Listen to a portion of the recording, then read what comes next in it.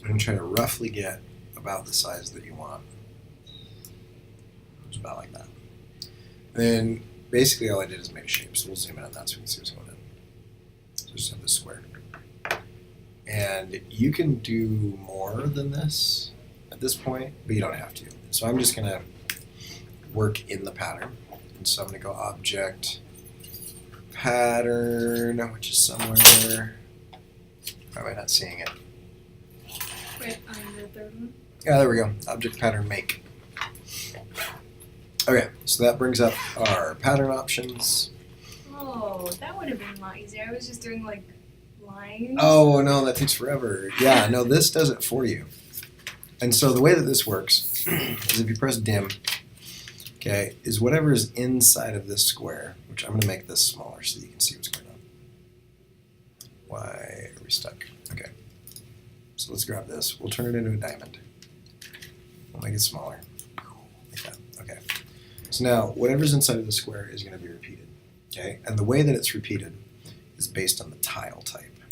And so we go in here like this, and you have a bunch of options. The normal option is a grid.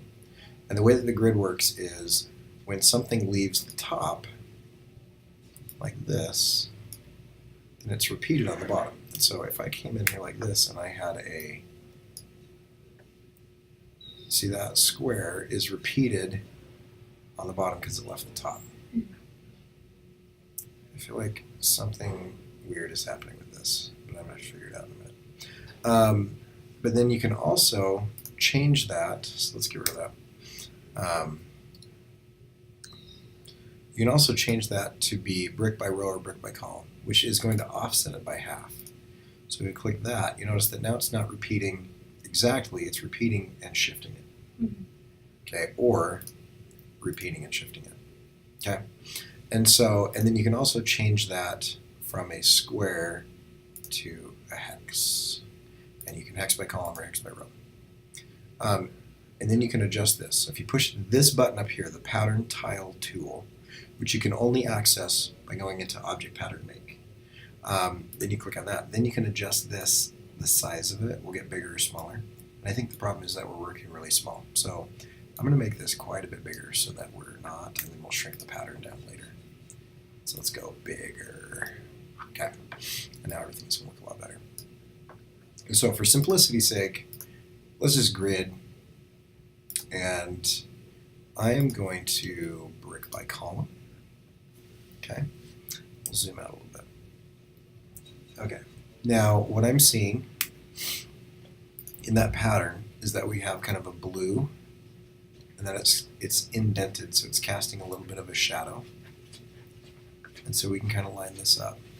So before we do that, we get this like this. I feel like something's weird. There we go.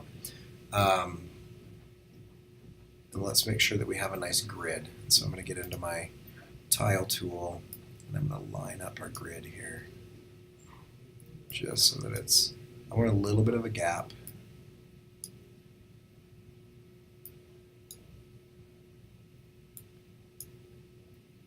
Notice that I can just continue to adjust that. Okay, so once I have that, then I can come in and I can say, maybe add an anchor point here. I'm just going to come up, and maybe about there,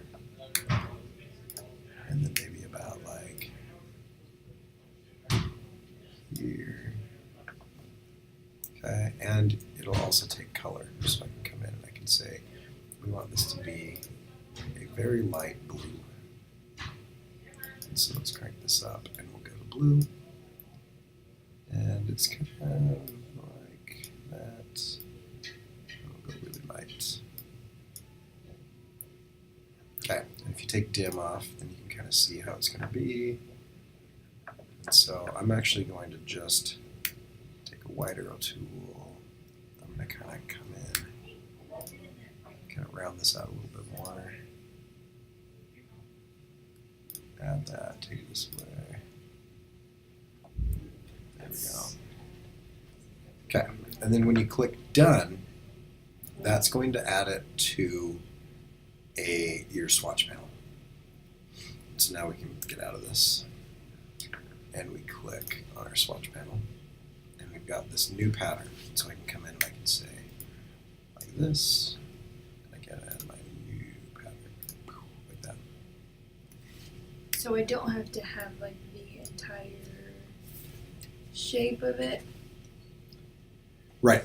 And so what I would do is I would take this and I would put it kind of behind. Now, you'd shrink it down to be the size that you want it to be.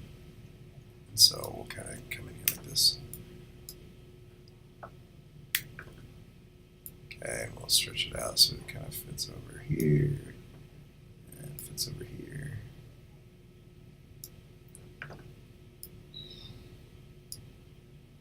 And then you would just put it behind the stuff that is behind. So wherever that's going to be, let's see. Oh, those are like different. So face. Different ones. Hands will be behind the hands. Behind the seconds and the hours. It'll probably, what is this? Let's see what that is. I bet you if we just took it and we put, I bet you if we took it and just put it in the back of the face, and then you just step it up one at a time. Okay, so. Yeah, because they're different. Oh, I see. Okay. Yeah. Yeah. So you just put the gray things in the front, however you want to do that. Or you could have multiple versions of this pattern. If you want to scale the pattern, use the scale tool, which is this. You hit S, and that'll bring up this tool. If you double click on it, it brings up the scale menu. And the scale menu will normally transform objects. But if you take transform objects off and you leave transform patterns on, then you can transform the size of the pattern without changing the size of the shape. So once you get your shape dialed in, you can dial in your pattern from there. Now, if you come in and you say, actually, those are too sharp, I need this to be a little bit softer, you can come in over to your swatch panel and you can double click on that pattern itself and it'll go back in and edit it. And so you can come in here and we can say, I'm going to grab this and I'm going to round that out. And I'm going to grab this and I'm going to round that out.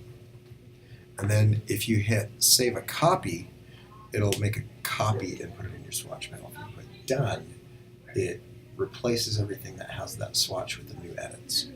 So I'm going to click done. And when I come back out, now all of my patterns that were already applied were rounded out. And so, but they're big, and so I can still like grab that, double click scale, come down and click OK.